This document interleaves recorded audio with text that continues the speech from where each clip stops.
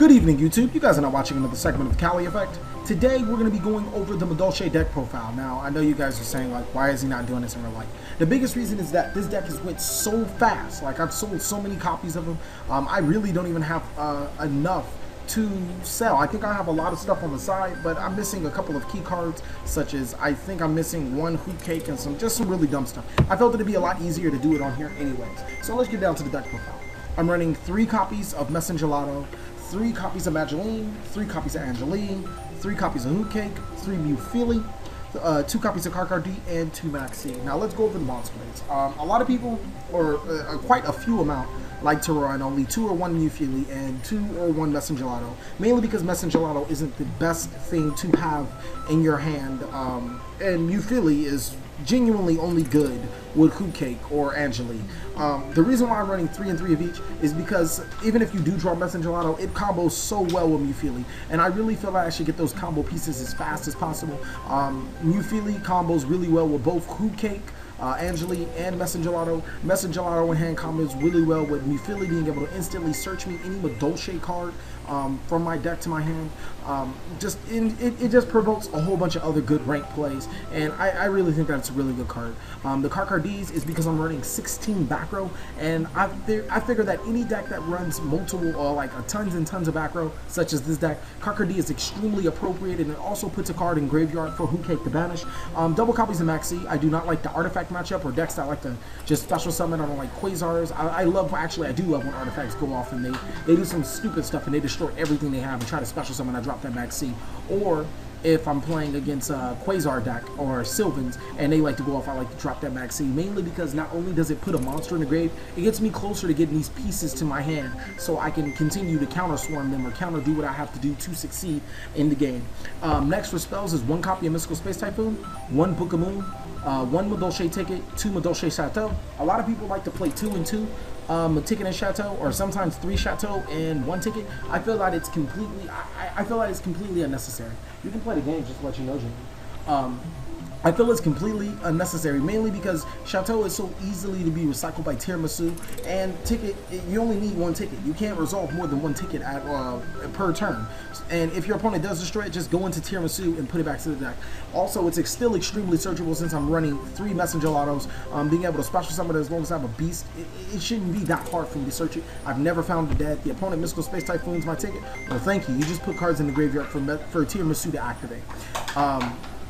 That's pretty much it. Also, the 1 copy of Mystical Space Typhoon, I do it for the artifact matchup. If I'm going to a local level event, this deck would obviously be a little different just because the artifact matchup isn't as prevalent at the local level, but until then, I'm running 1 copy of Mystical Space Typhoon.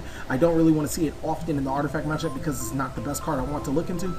Next is for traps, is Madolche Palooza, Bottomless Trap Hole, Trap Tricks, Trap Hole Nightmare, Torrential, Trap Stun, 2 copies of Deep Prison, 3 copies of Breakthrough Skill, 1 Compulse, 2 Wiretaps, Black Horner Heaven, and Solemn Warning. Now, as you guys can see, as substitutes for my Mystical Space Typhoons, I run 1 copy of Trap Stun and 2 copies of Wiretap.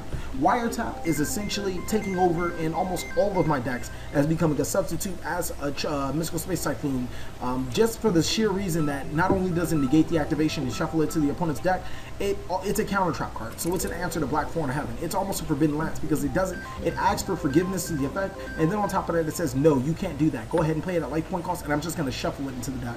It gets over so many answers. Also, Artifact Sanctum is still a card. I can Wiretap or Activated Sanctum. I can't Mystical Space Typhoon the Sanctum. Same thing with Trap Stun. I can do the same thing. Trap Tricks, Trap Hole Nightmare is a card that I've been raving over for who knows how long before it even got hype. And it's just a really good card, even if you're not running Trap Tricks counterparts. If you guys really wanted to, you could drop a Karkardi for a Merry Mellow. I mean, it's still an Earth monster, and it fits so well with the deck anyway, so it doesn't really matter. 3 Breakthrough Skill have completely taken over as the primary effect negation card over Fiendish Chain. I just feel Breakthrough Skill have so many applications on when you're playing them, especially against the artifact matchup, whereas they special summon wall attack and they try to destroy something. You can activate your Breakthrough Skill in graveyard to negate their effect, as opposed to only activating Fiendish Chain, and then they'll just overlay or do whatever they want to with Breakthrough Skill. It also breaks a lot of locks that this deck can't get over. For example, if my opponent summons Arc Lord Christia, if you look at this deck through and throughout, you're screwed. If you can't stop the summon of Arc Lord Christia or deprison it, you're going to be pretty screwed for the rest of that game. And that's where Breakthrough Skill comes in, giving you that double negate. Yes, they can lance the first time, but the second time, I doubt that they'll be able to protect it. Breakthrough School can really come through in those crucial parts of the game. Compulse is just really good, and Blackhorns are really good. Now on to the extra deck. One Rag and a Zero, who I still have mixed feelings about, but it's definitely gaining popularity. If you ever use this effect twice, you're plussing.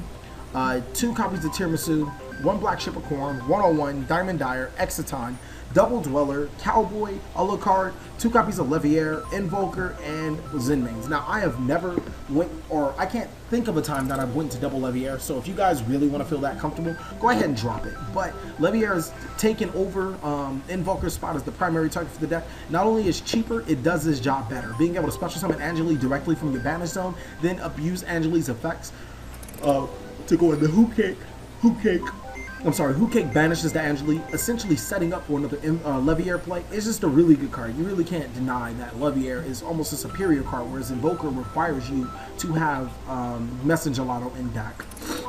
Next, a lot of this stuff is going to seem kind of a little bit of everywhere, but it's pretty focused towards one deck, mainly because all the other matchups against other decks are pretty easy. Thunder King YuGiOh, 2 copies of Fossil Dyna, 3rd copy of Maxi, Dark Hole, Double Typhoon, Double Mind Crush, Double Royal Prison, Double Light Imprisoning Mirror, Double Debunk. The logic behind running all of these cards is because I want to hate on all of the decks that want to hate on me.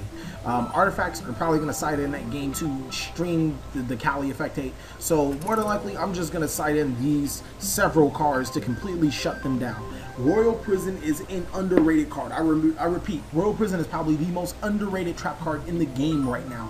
Period, hands down, forward. There's nothing else to be said about it. Being able to stop monsters from being special summoned from the graveyard, that completely destroys and decimates artifacts. If I was probably going to a YCS and I knew artifacts was the top deck, I'd probably be mainboarding a deck or two. I necessarily don't have to deal with the hands because I do have Tiramisu.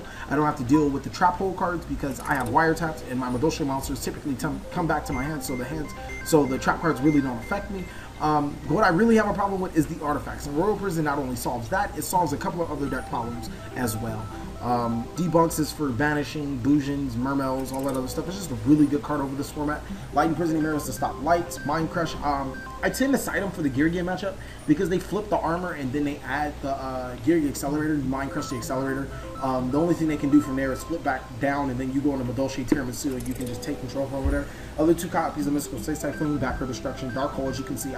More than likely, I'm siding this for the Girgia matchup, just the Dark Hole. I don't care about going 1 for 1. I just want to wipe that Girgia armor off the field.